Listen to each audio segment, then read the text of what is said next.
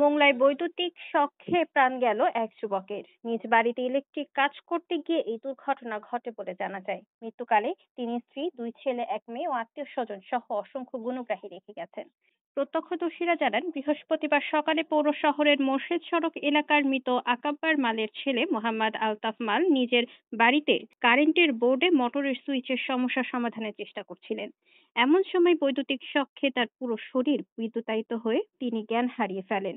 বাড়ির লোকজনেরা তাকে তাৎক্ষণিকভাবে মোংলা উপজেলা স্বাস্থ্য কমপ্লেক্সের জরুরি বিভাগে নিলে কর্তব্যরত চিকিৎসক তাকে মৃত বলে ঘোষণা করেন। পরিবারের সাথে সহমর্মী যে আসলে আমরা চেষ্টা করি, কিন্তু বাঁচা মরানোর মালিক হচ্ছে সৃষ্টিকর্তা আল্লাহ তাআলা।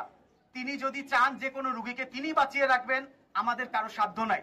আমরা তবুও চেষ্টা করেছি, আমরা আপনাদের সাথে সহমর্মী।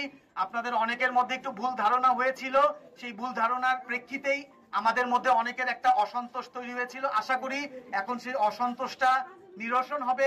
সবাই জিনিসটা মেডিকেল ভাবে বা বৈজ্ঞানিক ভাবে বুঝতে পারবেন যে তার যে হাত পা নাড়াচাড়া হয়েছিল, এইটা শুধুমাত্র তার হাত পায়ের রক্ত চলাচলটা ওইভাবে হার্টের থেকে চলে আসার কারণে, এছাড়া আর অন্য কিছু না।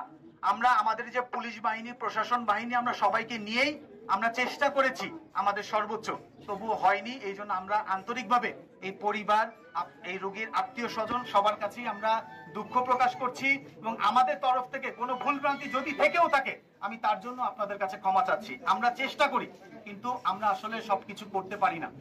ধন্যবাদ আপনাদেরকে ধৈর্য ধরে আমাদেরকে সেবা করার সুযোগ দেওয়ার জন্য। 6টায় যে 6:30টায় যে ইসিজিটা করা হয়েছে সেখানে হার্টবিটের কোনো নাই, অস্তিত্ব নাই, এবং 10টার দিকে যেটা করা হয়েছে তাতেও অস্তিত্ব নেই।